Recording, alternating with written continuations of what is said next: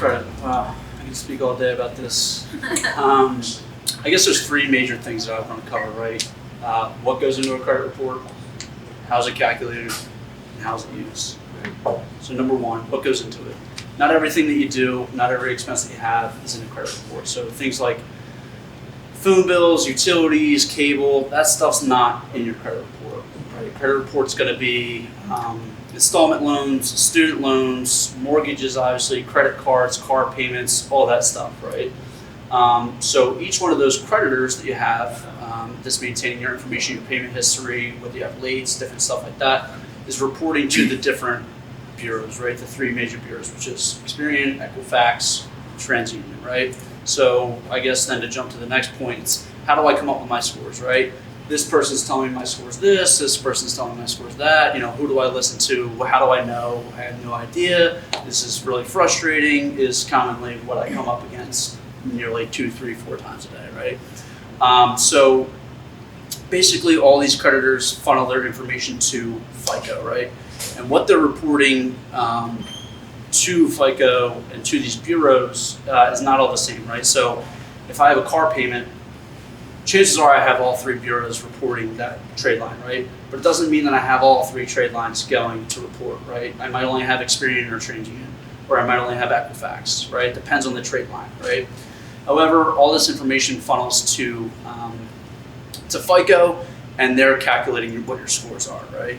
Well, what is FICO? It stands for Fair, Isaac, and Company, right? So what your scores are really based off of when you get a legitimate report and not a consumer information report that's coming from like a Credit Karma or something like that is Fair Isaac's algorithm, right? So they have an algorithm that's taking all this information, compiling it into a system, and calculating scores and weighing it upon what they weight the most. There's a hierarchy, so at the top of that hierarchy is going to be mortgage, and it's going to be student loans, and it's going to be, I think it's car, and then it's credit card lates, gosh, I can't remember below that, but that's all based off of what's going into that algorithm and how it's calculated, how to weight it, right?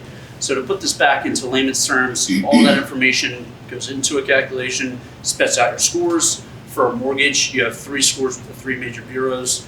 If you're qualifying for a mortgage, I take the top score, throw it out, I take the bottom score, throw it out, and then I base it off of the middle score, right? That's how you come up with that information.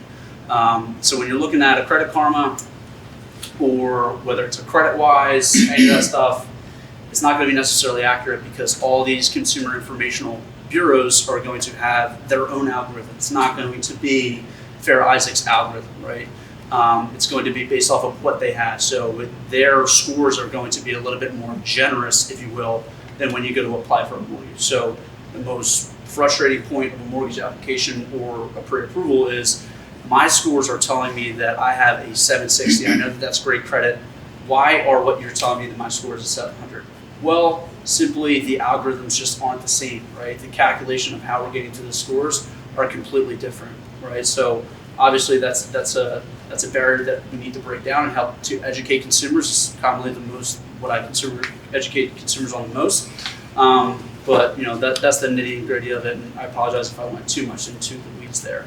Last point, how is it used, right? So obviously you apply for a credit card, you apply for a car, you apply for a mortgage, it's being used that way. What a lot of people don't realize, regular consumers, what they don't realize how it's used is, if you go to apply for a job, I would say 60-70% of employers are going to look at your credit.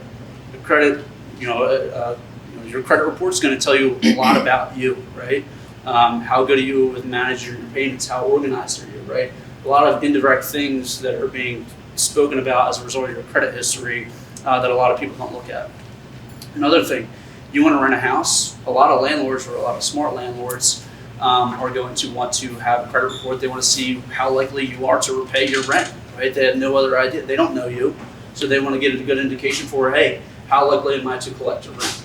Another example, insurance policy, insurance company. You want to go get a car insurance policy. If you had a 30-day late on your mortgage 2 months ago, you're going to have a pretty difficult time getting an insurance policy for your car, or it's going to be extremely expensive.